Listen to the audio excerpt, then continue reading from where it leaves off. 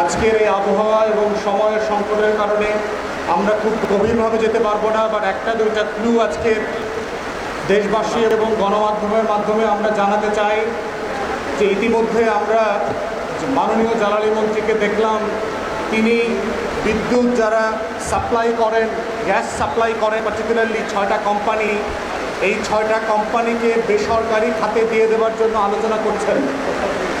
ইতিমধ্যে আমরা দেখতে পাচ্ছি যে মার্কেটকে এলএনজি নির্ভর করে দেবার, আমদানি নির্ভর করবার এবং এলএনজি ব্যবসায়ীদের নির্ভর করে দেবার একটা আয়োজন চলতে পারছে।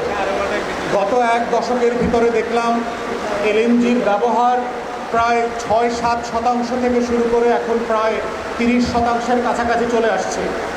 এবং দেখেন, যেই গ্যাসে একসময় আমরা স্বয়ংসম্পূর্ণ ছিলাম, আপনাদের প্রয়োজনে আমাদের নিজস্ব বাপেসকে দিয়ে আমাদের গ্যাস উত্তোলন করবার চেষ্টা, আয়োজন পুরোপুরি শূন্যের কাঠামোতে নিয়ে আসছে।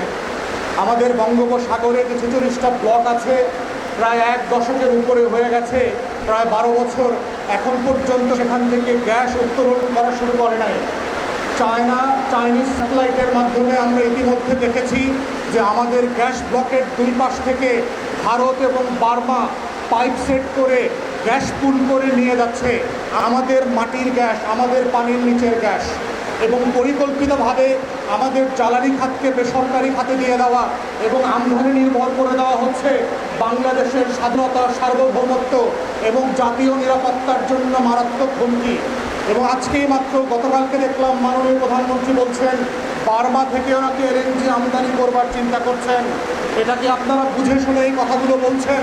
যেই বার্মার সাথে আজকে আমাদের প্রায় 17 লক্ষ রোহিঙ্গা রিফিউজি এক্সচেঞ্জ এবং রিপাট্রিয়েশন আলোচনা এখনও সমাপ্ত হয় নাই, যেই বার্মির সীমান্তে আজকে বাংলাদেশের সভরেন্টি প্রত্যেক দিন আহত হচ্ছে, যেই বার্মা আমার আকাশ সীমানা লঙ্ঘন করেছে, বছরের পর বছর ধরে কিন্তু ক্ষমা চায় নাই, যেই বার্মির সীমান্তে আজকে আরাকান অঞ্চল আরাকান আর্মির কাছে চলে গেছে, সেখান থেকে আপনি কীভাবে পাইপলাইন আনবেন তার কোনো বাস্তব রূপান্তর না থাকার পরেও আপনি এই ধরনের কথা বলছেন।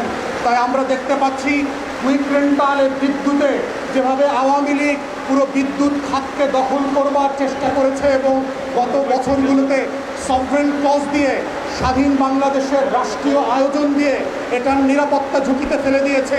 একইভাবে দেখতে পাচ্ছি বিএনপি সরকার তেল গ্যাসের জ্বালানির এই অংশ নিজস্ব বলয়ের ভিতর থেকে নিয়ন্ত্রণ করে, মালিকানা নিয়ন্ত্রণ করে বাংলাদেশকে আর একটা জ্বালানি ঝুঁকিতে ফেলছে। তাই আমরা বোধ করছি মাননীয় বিরোধী দলের নেতৃত্বে সংসদে এবং সংসদের বাইরে এগুলো নিয়ে ন্যাশনাল সিকিউরিটির জায়গা থেকে, জাতীয় নিরাপত্তার জায়গা থেকে এই আলোচনাগুলো হওয়া দরকার। এটা শুধুমাত্র গ্যাস লাইনে গ্যাস থাকা না থাকা, রান্না করতে পারা না পারার প্রশ্ন না, এটা রাষ্ট্রের সার্বভৌমত্বের প্রশ্ন। আসেন সবাই মিলে সে আলাপ তুলি এবং বাংলাদেশের জ্বালানি নিরাপত্তাকে রক্ষা করি আমাদের স্বাধীনতা এবং সার্বভৌমত্বের স্বার্থে। সবাইকে অসংখ্য ধন্যবাদ। আসসালামু আলাইকুম।